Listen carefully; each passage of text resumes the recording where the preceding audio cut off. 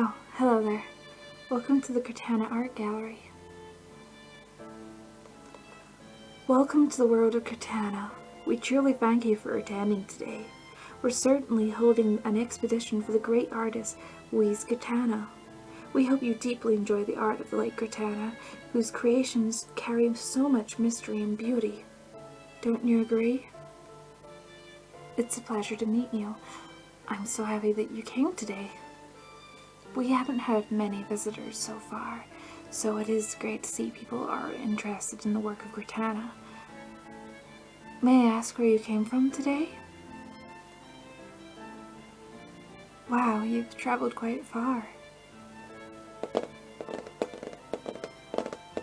Well, I will be your tour guide today, so if you would like to grab just a little leaflet from here.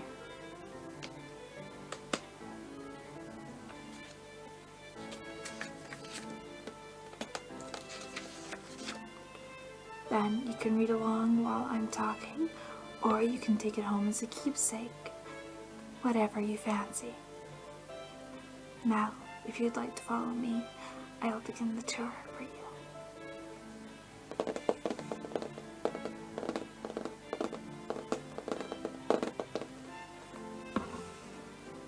The first piece of work you'll see here is Abyss of the Deep. A world where man will never stand. To realize the world, I decided that I would engrave it with the canvas. The words of the great man himself. Now it is a rather odd work, so be it being on the floor, of course, it is quite interesting, isn't it? It almost looks like the fish could come up at any moment and swallow you whole. Though, I'm pretty sure we won't need to worry about that anytime soon. Please follow me to the next exhibit.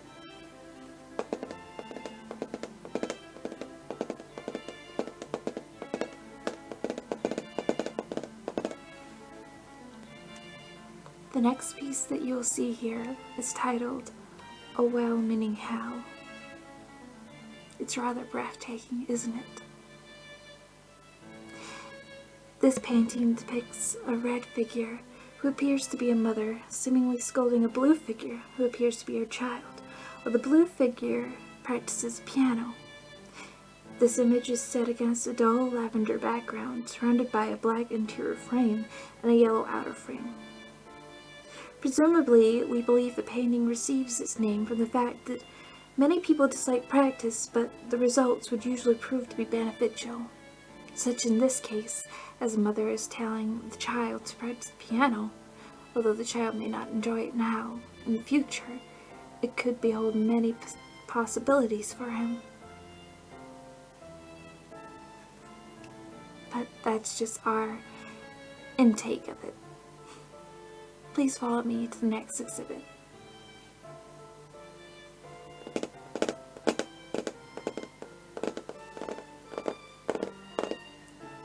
The next painting here is titled Beach Isolation. Oh, you want to go there? Well, I do have to admit it is rather beautiful, isn't it?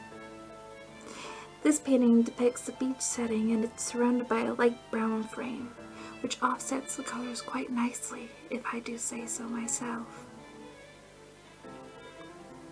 Please follow me to the next painting.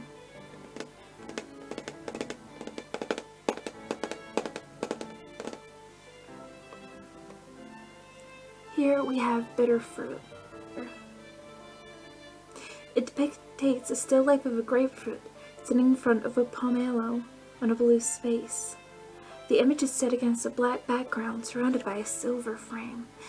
It doesn't really match to me, and I don't really like this one, but I can see why people like it.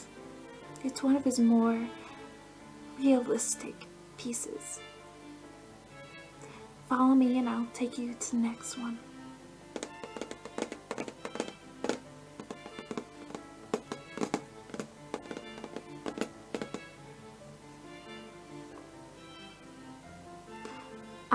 Now, this is the Coughing Man. It depicts the portrait of a black-haired man. The image is set against a dull green background, surrounded by a black interior frame and a brown outer frame.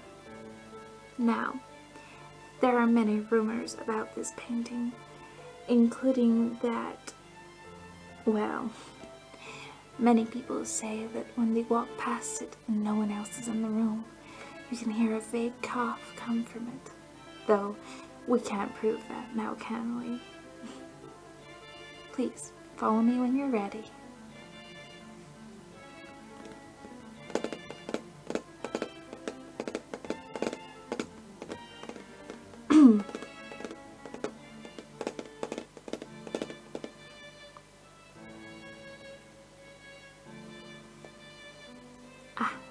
Now here we have Blitz Towers. It depicts two ruined towers. The image is set against a black background with a white interface. Surrounding the picture is a cyan outer frame with silver corners.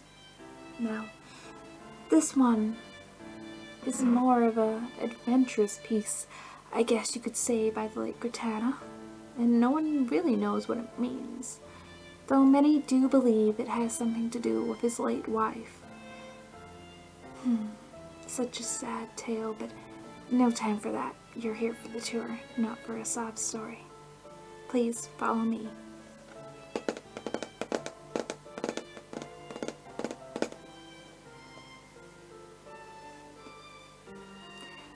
Now here we have one of our more modern pieces. Just before his death, in fact. Death of the individual, or, as others call it, the Headless Statues. The sculptures here consist of three headless female mannequins standing apart from each other, each wearing either a red, blue, or yellow dress with matching high heels.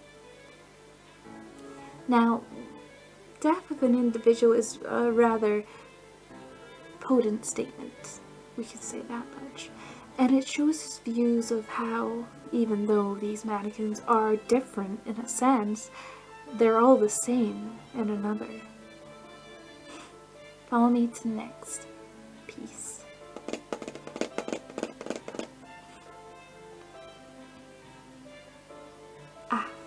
Now here we have Embodiment of Spirit, another one of his later sculptures. Though I must admit, I do really enjoy this one. It's beautiful at a glance, but if you do get too close, you could feel a slight pain. The sculpture consists of a large red rose with a spiraling stem. In the Guertena Art Gallery, it can be seen with a few fallen petals on the ground. Many people do believe that it's showing the spirit of humanity slowly being corroded away, thus the falling petals. Though I honestly think it's just a nice piece, in general. Follow me to the next painting, please.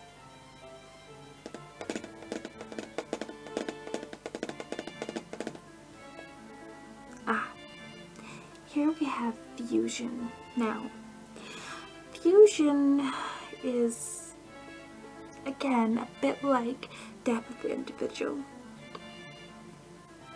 This sculpture consists of a tall, blue melting figure with a bald head and a dress that covers his legs. In a sense, we believe it's like Death of an Individual, making the point of people care too much about their looks and how they truly feel about themselves rather than how others feel about them. Please ignore my blabbing on about some of these and follow me to the next painting.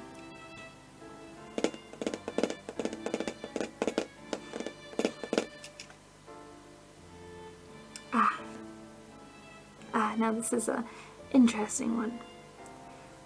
The Fabricated World. Now, it's one of Guertena's paintings that we keep in the main gallery, mainly by itself because it's so large and different. This painting depicts a world based on other famous artworks by Guertena himself. It really is something else, though I do think it's a bit of a headache when you look at it. If you don't mind, I will be swiftly moving along to the next painting.